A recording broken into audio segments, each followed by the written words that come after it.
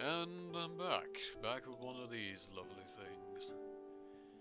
This is, it was something I wanted to do after, obviously because it's Yang, it's something related to RWBY, and I got inspired to do this by the finale of Volume 5, which I thought did something very good with Yang's character. Something which I think defines more or less why she's such an interesting character.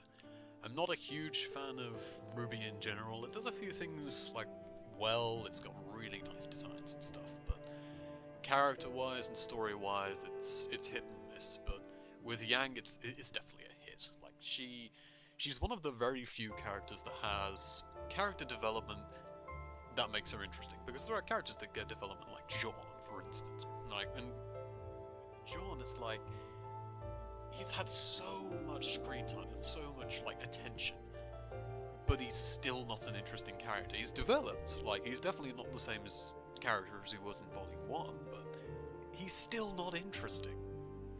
And that's the difference, really. Like, Yang is a character who has development.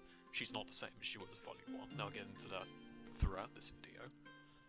But at the same time, she's never, like, she's an interesting character. Like, if you weren't interested in her in Volume 1, which I would say I wasn't, you get to see more progression throughout the various volumes, bit by bit, and she's become one of the best characters in the series. And I'll talk about that in a moment. I would say about the project that you're seeing here, like the drawing I'm doing. This is the first, like, this is the first project I've done in a while, like, art-wise. In fact, I think it's the first ever where I've used 2 different programs. Like, I've done, like, hand-drawn sketches before, and then moved those sketches over onto a digital format, but I haven't done what I do here, which is use 2 different programs for different things. I use Krita initially to work out the primaries and get the proportions more or less the way I want, although I do end up tweaking them later anyway. But then I use a program called RWBY, which is what I originally used because it came in my tablet, and I use that for the sake of getting a bit more of a natural feel for, I say natural in massive inverted commas, but you know what I mean. It's for sketching that feels as close to, like, the real thing as possible. Like, I used to, in fact I still do a lot of, like, hand-drawn sketching and such, but I've never been quite able to get it quite the way I usually do it onto a digital format, and I felt RWBY was probably the closest I was going to get to that. I'm not 100% happy with how it ended up, because of how a lot of the colouring later on and then the background sort of overshadowed a lot of the actual shading I did, but it still looked pretty good, I think, personally. I think it's one of the best I've done in a while. But for a next project, if I do something like this again, which I don't see why not, I will probably end up doing it in grayscale instead, just because I feel the colours were a bit much, and while it looked alright, it overshadowed what I wanted to do, which was, like, shading. Shading by way of sketching. So if I were to do this again, I'd just have it grayscale. That's more or less, I don't know, you'll see it in a moment. When I'm done with this layout that I'm currently working on in the video, it'll move over to RWBY, and that's pretty much where it carries on from that point. Now, I'm just looking through my notes here, because there's a lot for me to talk about. What have I not done? Yeah, the thing about the Volume 5 finale. From this point on, of course, RWBY spoilers, like, from 1 to 5. Like, I'm gonna just spoil to my heart's content. So if you don't want it spoiled, then don't listen to what I'm going to say, because I'm obviously going to spoil a lot, but it's important that I do in order to explain myself. Volume 5's finale surprised me in the sense that when I saw the preliminary episode, you'll know what I'm talking about if you've seen this anyway, where it ends on Yang going down and meeting with Raven, her mother, and it looks like, it's like, oh god, is there going to be like a fight, is there going to be a confrontation? But no, what happens is it's interesting and it's surprising, but it's definitely something that the Yang of, like, Volume 1 to 3 would not have done, and that's a good thing, because while it's different, it still makes sense for the character because of how that character has developed from that point. It's something they definitely would not have done were it in Volume 1 to 3, but because of what's happened beforehand and how the character has grown and developed, it makes sense for Yang to do what she does at the in the finale, and it is great. Like it went more or less how I would have wanted it to go because of the fact that I'd have been invested up to that point in the idea of Yang was not as reckless and carefree as she used to be. She's someone who is aware of the risks she's taking, aware of her flaws, and is learning to like move past them and work in spite of them, or like to improve herself. And the finale could have gone badly, I think. It could have easily just descended into like a dumb fight, and I would have just rolled my eyes and been extremely disappointed. But it doesn't. It was a pleasant surprise to see that, and I'm glad that they seem to understand with Yang exactly what they want to do with her character, whereas with a lot of other characters, I feel they don't. Like, what's the name of that kid with husband? I don't know. Yeah, anyway, there are other characters that either don't really develop or develop in a way that's not particularly interesting. Yeah. Anyway. So now I move on to our ready to do the more detailed sketching, and you can like looking over these, looking over the footage I did of the sketching. Like, it's disappointing to see how much like detail there is in like the actual shading that you don't really get an appreciation of once there's the color and the like the highlights and such. But if that you'll see in a moment anyway. I should stop yammering on about that now and actually talk about what I was supposed to talk about, which is Yang's character from Volume 1 to Volume 5, because that's basically what I'm going to fill the next, let's see, what is it? 10:42, about 35 minutes, more or less. I need to fill that time talking about that, which I easily can do, because I have a lot of stuff here. It's just a matter of saying it properly. So, Volume 1 to 2. This establishes, more Volume 1 and then 1 to 2, bloody hell. This establishes where Yang starts from as a character. She is this really strong, carefree, reckless, aggressive character who she's strong and she knows it. Like, she can just, if there's a problem, she knows she can just basically just beat her way out of it and she'll be fine.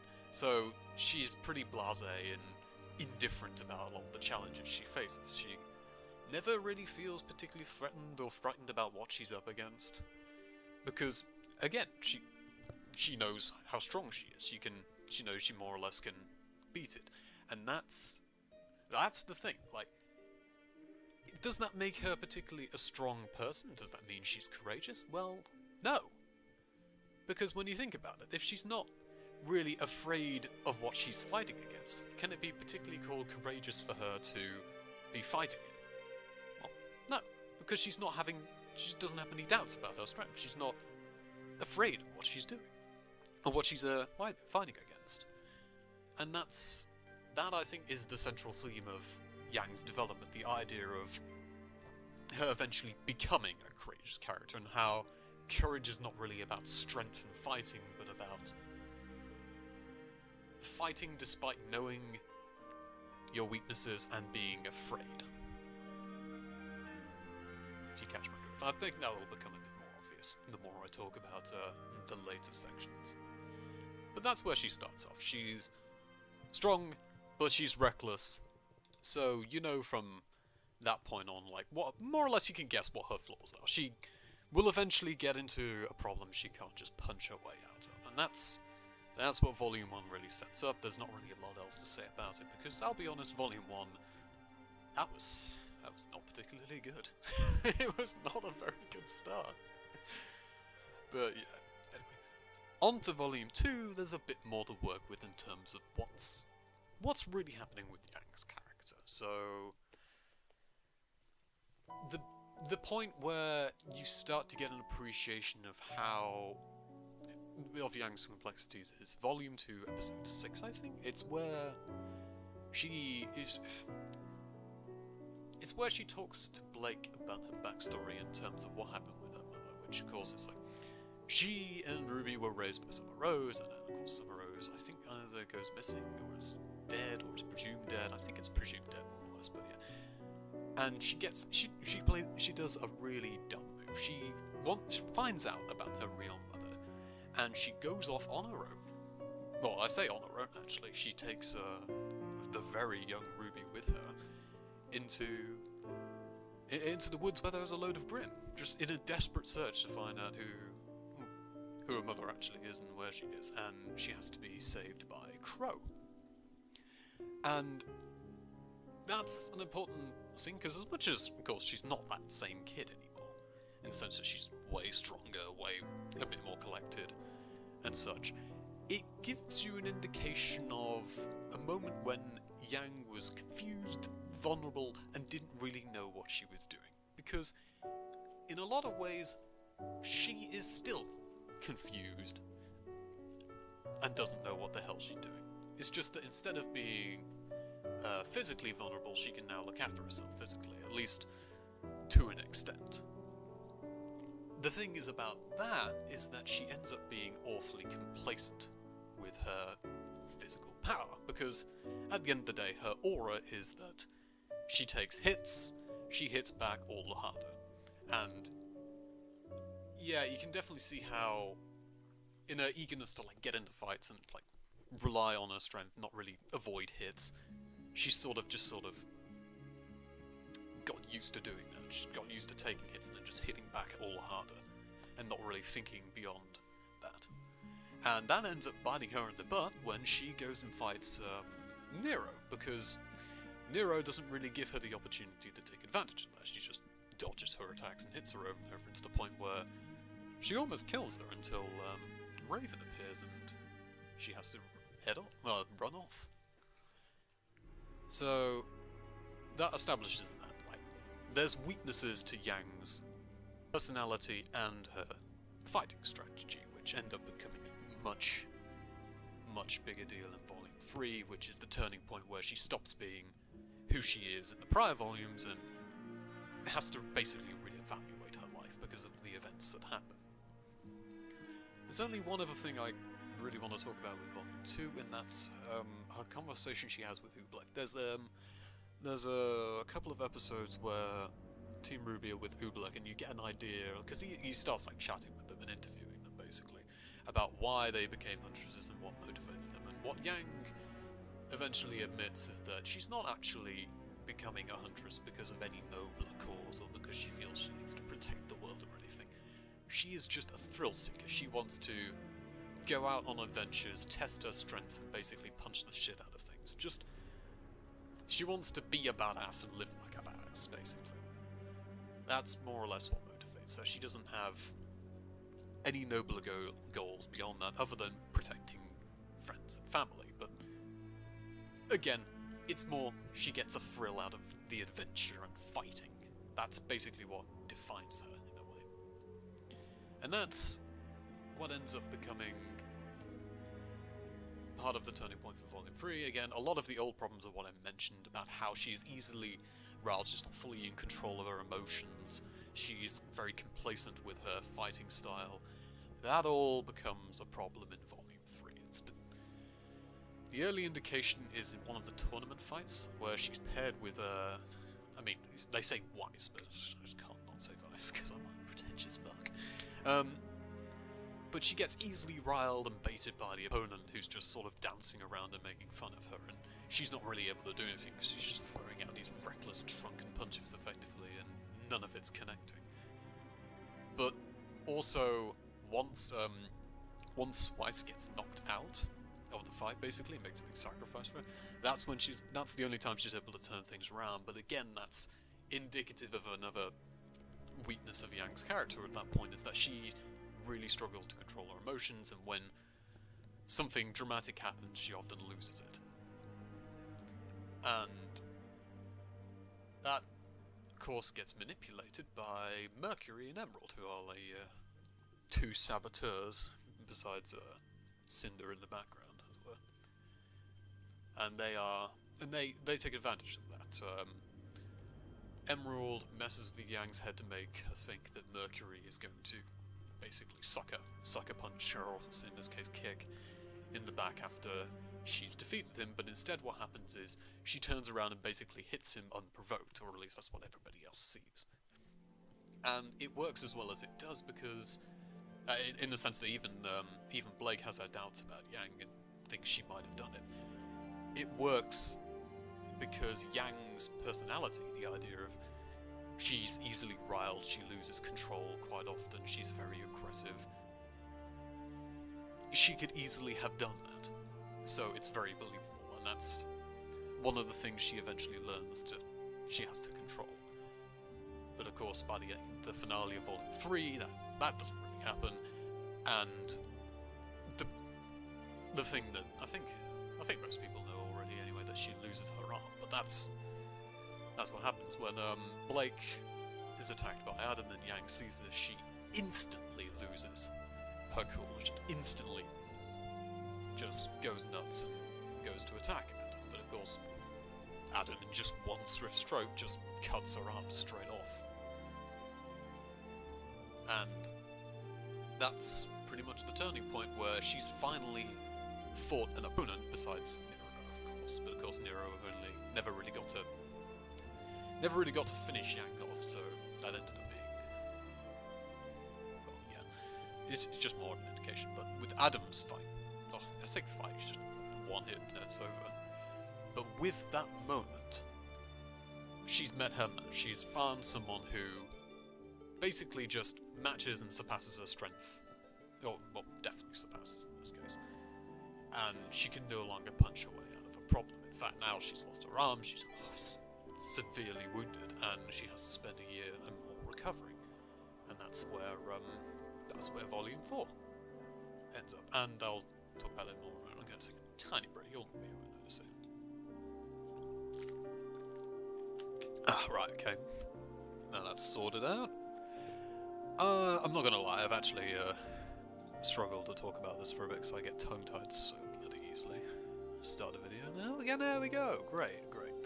Volume 4, Yang. So, we go from the Yang from Volume 1 to 3, who arguably doesn't really have any fears, but that's more because she's incredibly physically strong and hasn't come up against anything that can match that until, of course, the end of Volume 3. To the other extreme, where now she's overwhelmed with fear. She is too afraid to really even go out of the house. So she spends a year housebound out of depression, doubting her abilities as a huntress, and the fact that she's also lost an arm and such. But her arm being cut off isn't really the problem, because a replacement's given to her right at the start of Volume 4, but she just initially refuses to wear it because, in a way, it reminds her of her failures, so she doesn't want to admit to that. But also, at the same time, she doesn't think she has the strength to be a huntress anymore. So, she's stuck in this rut of just not feeling like she can do anything, so she doesn't really try to do anything.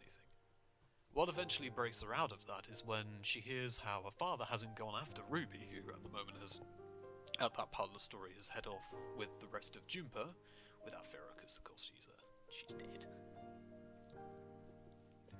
Because he's been too busy looking after Yang to make sure she's okay. And that's sort of shameful for her to hear, because she's someone who once prided herself on being really strong, really, fearless. She didn't need anybody to look after her, and she was the one to protect all of her friends, because she felt she was strong enough to do that. Which, of course, by the end of Volume 3, she's proven wrong on that. So, in many ways, she goes back to how she was as a young child. She's confused, she's afraid, she doesn't really know what to do with herself anymore, she doesn't necessarily feel like she can do anything.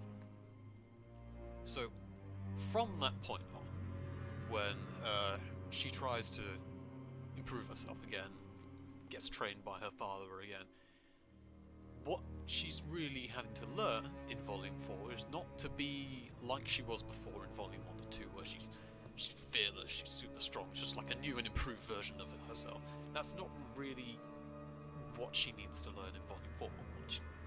What she learns instead is more, it's okay to feel afraid and feel vulnerable, but fight on nonetheless. Or, at the very least, fight with your head, and not just rush in blindly, as it were. But that's the thing, the fear of, like, the injuries she sustained, the fact that she almost died many times, it's more sort of coming to terms with that, and realizing it's okay to be afraid of that outcome, but also fight on regardless, as long as what you are fighting for, you believe in. And so it's more now not a case of I want to be a huntress because I'm a thrill seeker and I love adventure, it's more I have something to fight for now. She wants to go and protect RWBY. So Volume 4 is about her coming to terms with what's happened to her and accepting a new purpose in life, basically. A new reason to go and basically put herself at risk and fight. It's not for the frills anymore, it's for actually being a protector. And that ties into something else that creeps up a bit in Volume 2, 3, and 4, but never really becomes that significant story-wise until Volume 5, and that's what Yang's real mother is like, Raven.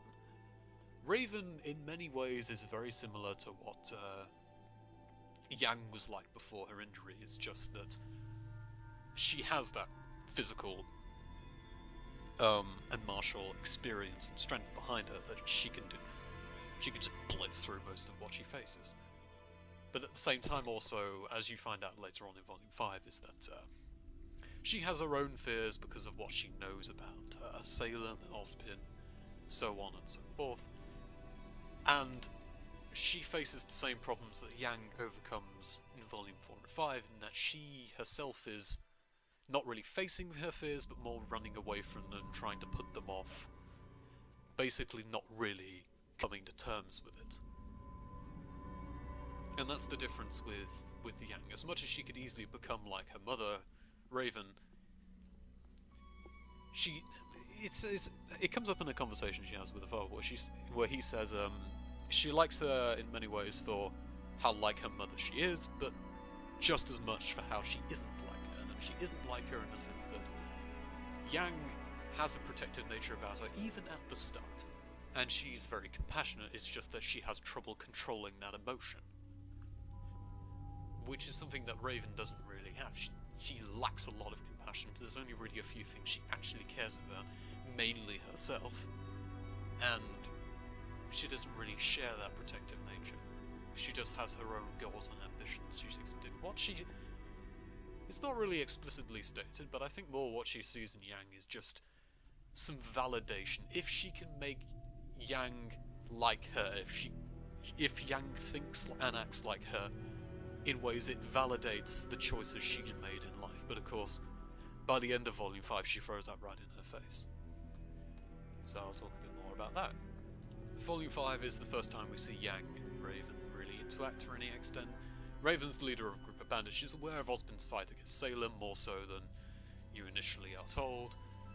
But she's extremely skeptical of Ozpin actually succeeding in facing Salem. She thinks Salem winning out is just inevitable. So she's more just looking out for herself, and at least allegedly her tribe, but that's dubious, as you find out later on.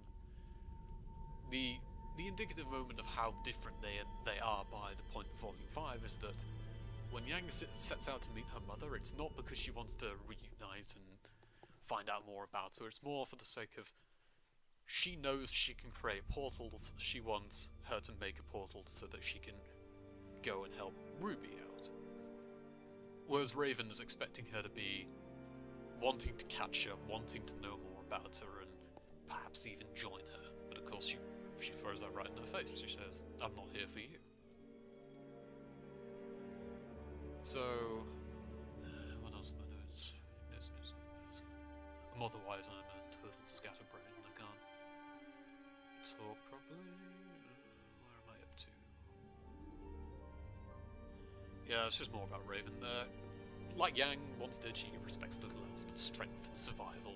But instead of learning to face her fears like Yang does, she just chooses to run from her. I already talked about that. manipulator. So that's the main motivation for why she has that temporary alliance with Cinder, and ultimately what Yang uses to manipulate her in the finale. So, about that finale.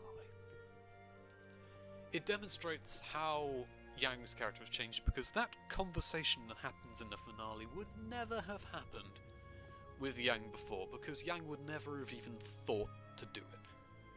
Because the whole conversation hinges on the idea that he who has no fear has no courage. That's something that Yang learns by Volume 4 and 5. Whereas Yang from Volume 1 to 3 had no idea about that. She would have just said, courage is just fighting people. Just being strong and protecting people. But that's not really it. Courage is more about the idea that you are fearful of failure, you're fearful of losing your life, or of some other, maybe humiliation perhaps. But nevertheless you're going to accept that possibility and fight on regardless. So in a way, without that fear, you don't really have courage. And that's what she shames her mother with. Because her mother never really has courage. She turns against Yang and Crow because she's called out by Cinder and she has to make a choice of a temporary alliance to avoid a fight she feels she won't win. But in the end, she actually does end up beating Cinder pretty handily, which is just to show that it's not a problem of ability, it's more a problem of attitude. But another thing that gets revealed in that conversation is that Raven has the powers of the Spring Maiden, but because she murdered the previous Spring Maiden, because she thought she'd be too weak to take the responsibility. When in reality, we don't quite know the full motivation. Maybe Raven genuinely thought that maybe Raven wanted the power for herself, or felt she definitely felt she could do better with it, rather than the previous Spring Maiden. But in a way, that's an excuse to assuage guilt, and because of her attitude of, it's pointless to fight Salem, it's better to run away, she kind of doesn't really make a lot of good use of it, and Yang calls her out on that and says the whole reason they need the Spring Maiden in the first place is to get access to a relic, and the whole conversation they have is about who should really get that. And Yang manages to shame her mother, saying, well, you're basically a coward, you would only just run off and look after yourself. Whereas with me, as much as I am afraid of Salem's power and afraid of dying, I'm still going to make some use of it. I'm still going to fight against a force I believe is worth fighting against for what I believe is worth protecting.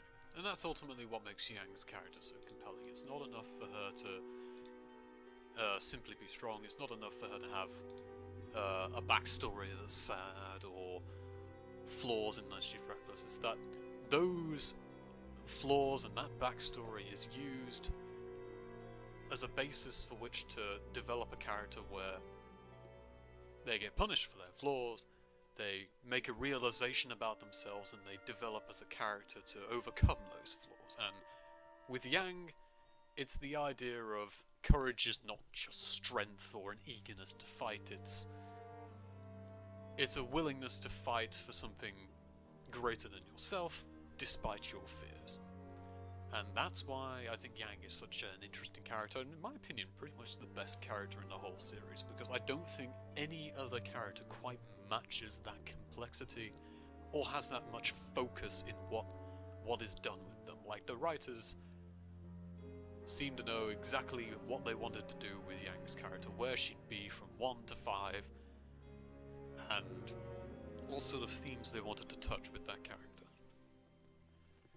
I think that's more or less it. In terms of talking about a character, I don't have a huge amount of notes.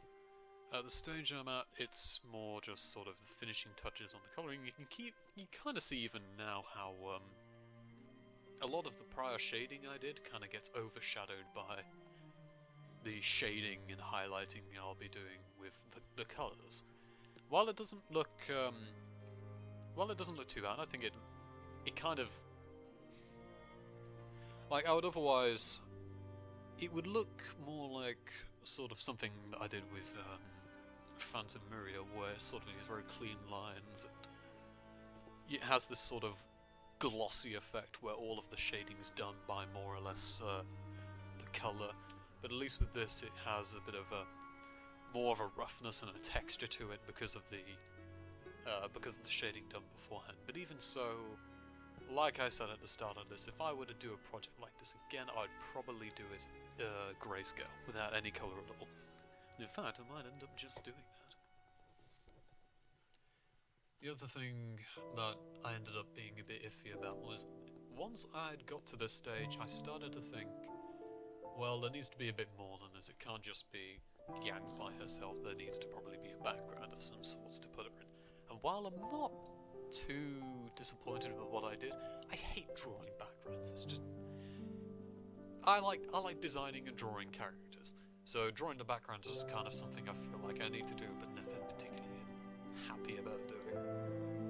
So while I don't think it looks too bad, it's definitely not the same level of detail as I put into Yang's character. And that's the thing that was never the intention in the first place anyway. It was always supposed to be that it's Yang's design that's the one that matters.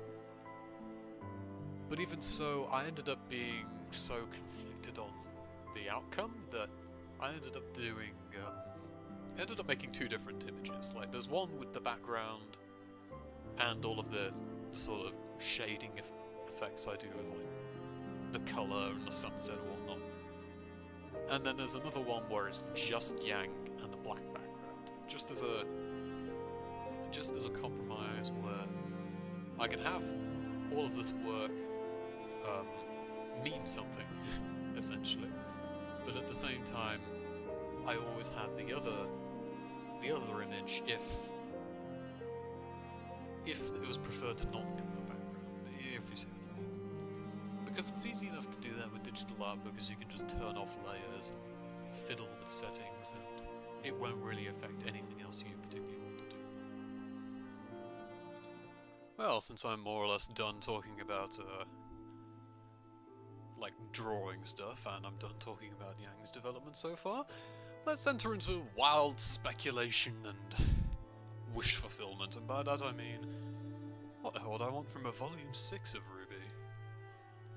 Well, for starters, I wouldn't mind knowing what the hell they're planning on doing with Ruby's character exactly, because there's been a lot of shit that she's been through, and a lot of stuff introduced. For example, like the whole Silver Eye Witch thing, we don't even really know all that much about it. Like, yeah, there's like this big white gooey power that comes out or whatever, but why RWBY has it? It's hinted to be genetic because of Summer and Silver Eyes. But even then, like, there's still so much mystery surrounding that and the nature of what a Silver-Eyed Witch even is, and the significance of it. Some exploration of that, given that it was introduced in Volume 3, and even by Volume 5 we barely know a thing about it. That would be great. Other than that, the whole band's reunited now, Blake included, and speaking of Blake, like, I mean, I don't mind Blake's character. I used to kind of find her annoying and a bit of a letdown because I was really hyped about Blake, but like, they've done some good stuff with her, especially Ilya as well. Like, Ilya, I'd really like to see more of in terms of, like, now that she's gone and picked the side of Blake, she's turned against the White Fang. So, like, what happens next? How does she fit in with the rest of the group? What are the repercussions of her leaving?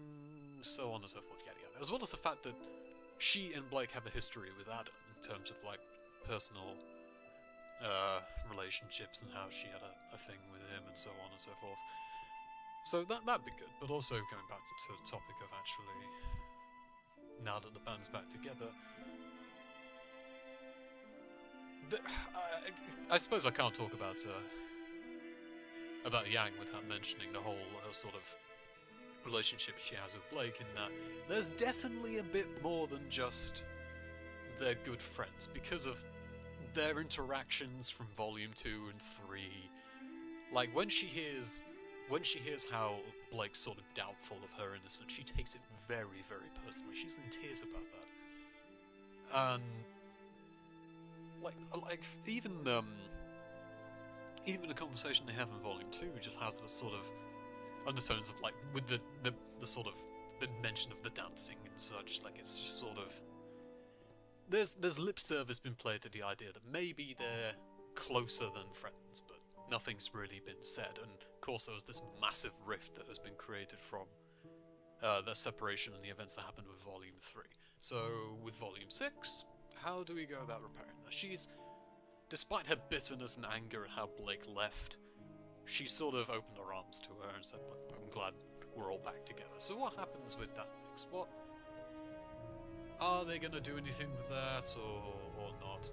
I don't know. I'd like to see more of that because I think there's something interesting in it. She obviously cares very much for Blake. Blake cares very much for Yang. So what are they going to make of that? Are they actually going to get together and be closer?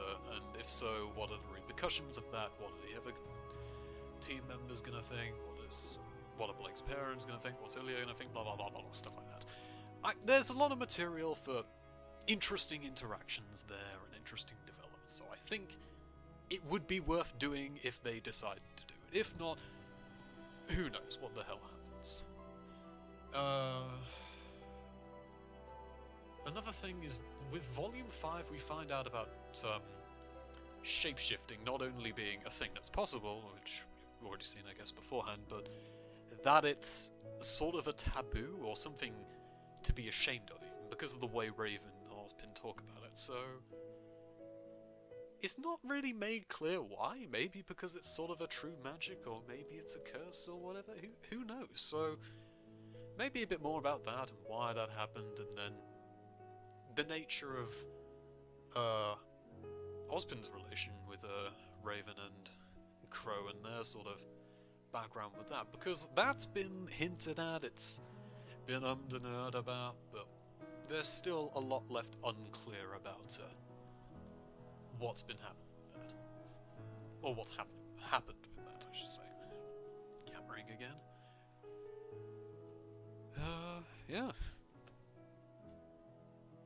Don't know what else to say really. That's more or less it. So you can see the background sort of developing here now. I put like when I was going over the whole thing with orange and then turning the opacity way down. In fact, what I do in ArtRage, if you have the program yourself, is I turn the layer into a shadow layer, so that it loses a lot of its like opacity and just becomes like something to complement the rest of the piece. And I did that because, of course, the way the image is, it's like a sunset background, but of course the sun's not in the background because the sun's shining on like the front of Yang and the rest of the environment.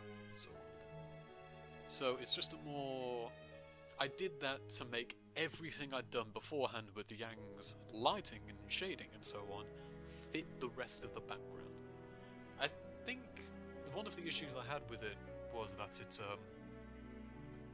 it ended up sort of washing everything out and making it all look a bit samey. So I think if I recall correctly, I toned it down quite a bit so that it didn't look so washed out. But again, I'm not 100% happy with how a lot of the background stuff happens, so that's all relevant to one of the images, completely irrelevant to the other. So, yeah. Other than that, I suppose there isn't really an awful lot left to say. Let me know what you think about what I've been ranting and yammering on about in terms of RWBY and character and wild speculation about fun things that probably won't actually happen. Who knows? Who knows? Maybe it'll all go complete shit. Maybe they'll fuck everything up.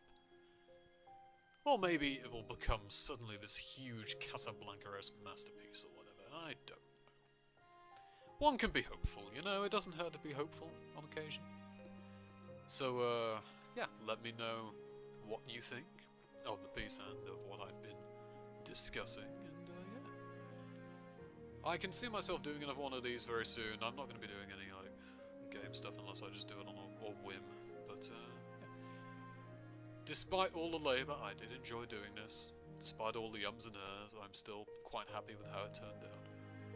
So, yeah, I will talk to you next time, I suppose. Ta-ra!